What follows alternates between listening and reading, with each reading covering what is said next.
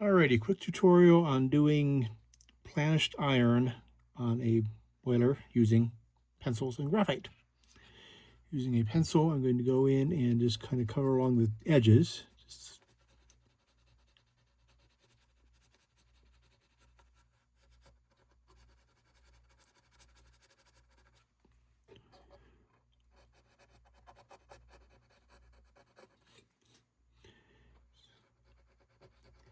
This helps you to find these sharpened corners and things of that nature.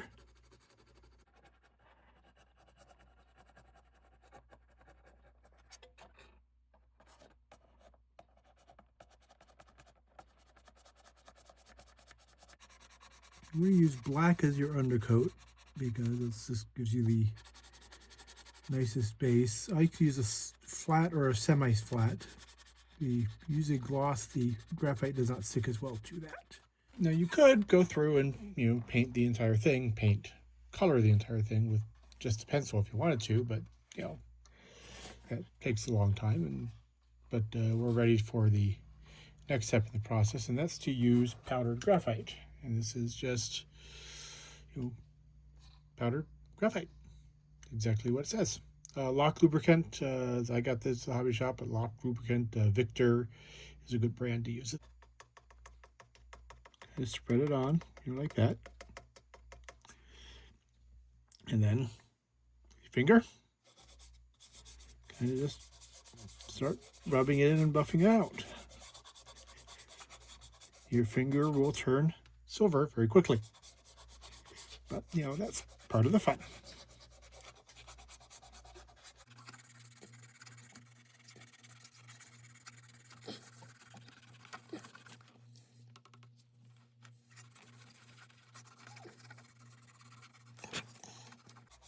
If you get some on the domes, you can always go back and retouch that up with paint. That's not a big deal.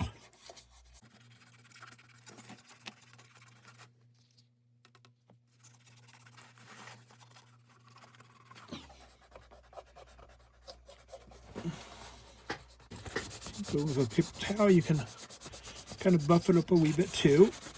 It blends that pencil in with a powdered graphite there a wee bit too.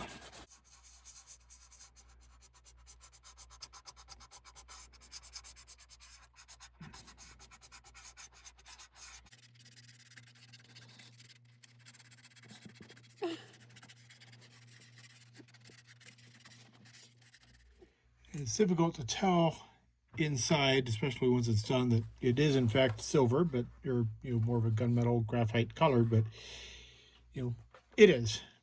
The last step of the process is a clear coat, and for this I'm using Future Floor Wax. It's acrylic. It's a clear gloss acrylic. That's all it is. Now into this, I'm going to add just a little bit of blue. Just gives it a little bit of a tint to it. Gives it that kind of blue steel look. It's very subtle, but it does show up. And just stir that up. This is thinned out just a wee bit with airbrush thinner, but acrylic airbrush thinner. But it goes on, it will lay down very flat without any brush strokes once it dries.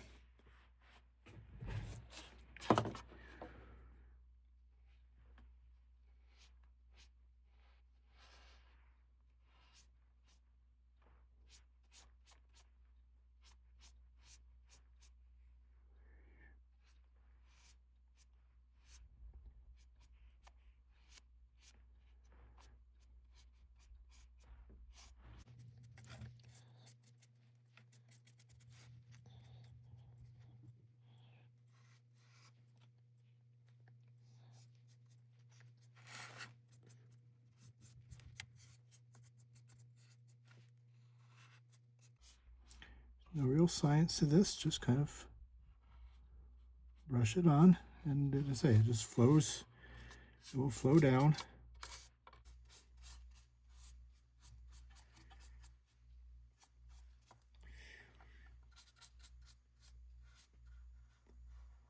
And again, also just making sure you hold the boiler more or less horizontal, so gravity is your friend.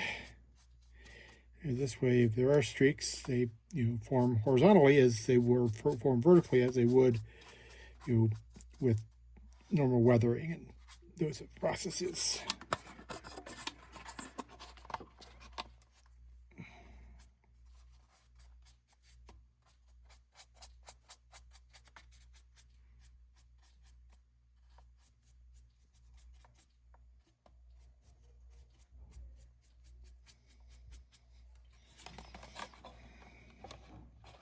You see it's drying. It's got a little bit of a blue tint to it, which will soften up a little bit too once it dries.